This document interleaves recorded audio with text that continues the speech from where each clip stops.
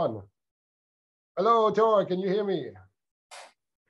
I can hear you. Wonderful. How are you today? I'm good. I'm good.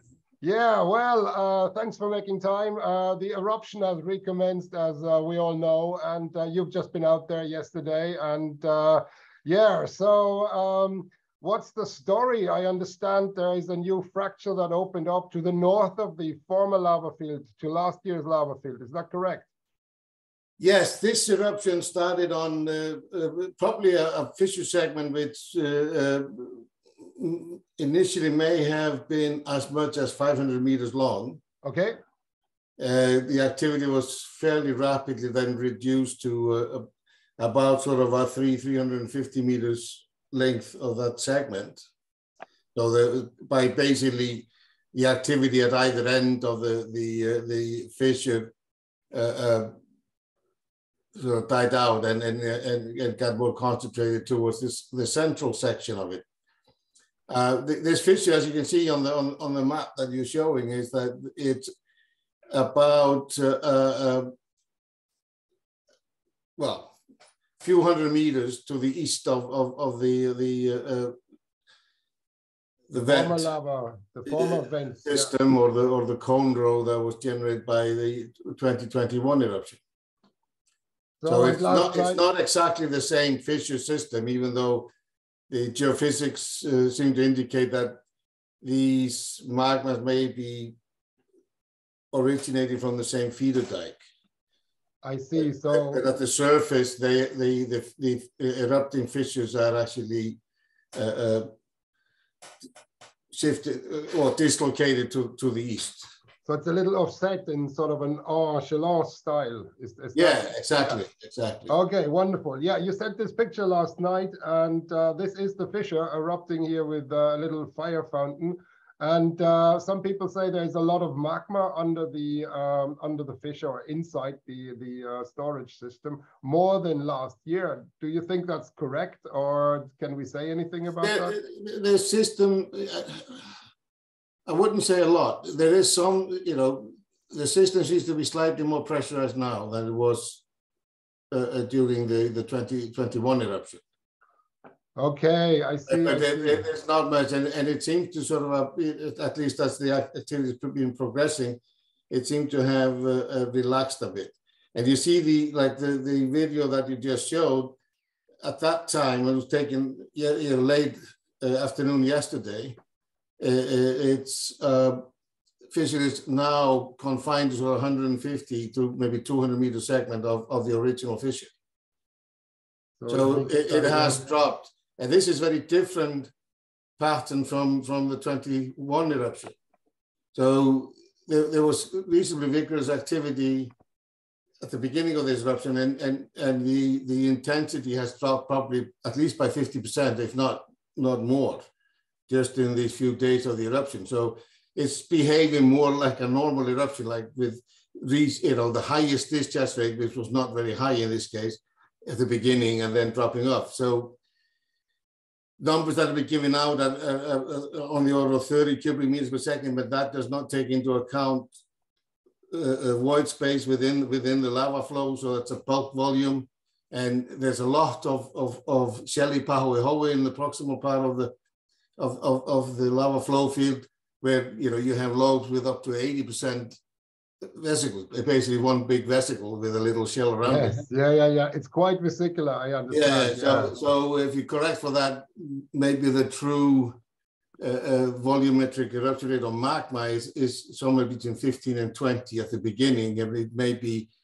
somewhere in the range of 10 to 15 at the moment, maybe more towards 10 now, and maybe more towards 20 in the beginning. I see. Okay. So you had a look, obviously. Can we say anything already about the composition of the lava from the minerals, for instance? Is it very similar to last year's material, or is it different? Yeah, the geochemist group at the university has analyzed, and they put out a report yesterday revealing that the glass composition of quench sample, and these are quench lava samples, is about 7.5 weight percent magnesium. But as we know, the quench, both quench lava samples and lava salvages are usually more crystalline than the melt that is coming up through the vent. Just even the short transport, there is a significant amount of crystallization that takes place, and most of that crystallization is degassing induced. We have a lot of degassing in the vent. And that is all in situ crystallization, so that will change the melt composition and lower the magnesium. It's done by microprop, I assume. So it's of course very rapid, but then this is not as indicative. I mean, I think the bulk rock analysis needs to be compared. My suspicion is that if you would analyze glassy matrix in the tephra, you would probably be closer to 8%, which is very similar to what we were getting towards the end of last year's eruption. I see. Okay, good. But it is different petrologically. There is not as much olivine in it, and the olivine is very small. It seems to be sort of more groundmass size olivine crystals rather than FIRES. And the plagioclases are significantly smaller, and many of them look like microcrysts. That's very interesting. The larger sort of plagioclase anticryst in there, but they seem to be much less in this one than in the 21 eruption. So there's a difference right there.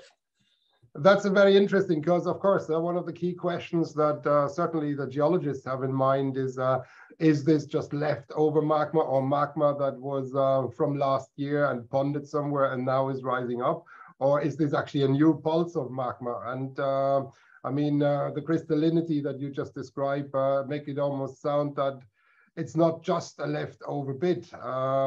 Certainly if the magnesium is high but the minerals are small, then this almost looks like a new pulse. But of course, it's early days, I understand. Yeah, I mean, this could be melt, what comes out, I'm referring to a sample which came out on the first day. And that may have been magma which was residing in that feeder dike, prior, is leftover from 21. But there's definitely a new fresh pulse of magma coming in, because the outgassing is actually, incorporated, has a lot of CO2 in it. So there's a fair amount of CO2 coming out, and the CO2 is not being exhaled out of the magma at the surface. It actually is coming out much deeper down and must be fluxing up just with the magma, coming up with the magma towards the surface, which suggests that even if that, the top part of the feeder dike, what came out first was pushed out, was a residue that was pushed out in this eruption, or residue from 2021 and pushed out in this eruption, there's clearly some fresh injection of magma from deeper down that is probably supplying the CO2. And we will probably see that to take the dominant part of the eruptive material in the next few days, then I would presume. So I assume so. Yes. If the eruption lasts that long. If the eruption lasts, that's my two next questions. And the two final questions for now, because I know you're a busy man today and in the next few days, I'm sure. Will the eruption last is one question. And what will happen now? Will the vent system get stronger, and the dike, will it narrow into certain vents? And you showed me views from the live cam just a few minutes ago. Maybe we can bring that up again. Yeah, we can. So, because I mean, often we see dikes initially erupt over long kind of stretches, but then they might focus their activity into certain areas and build up large events like we've seen before. And maybe this is something to be expected as well now?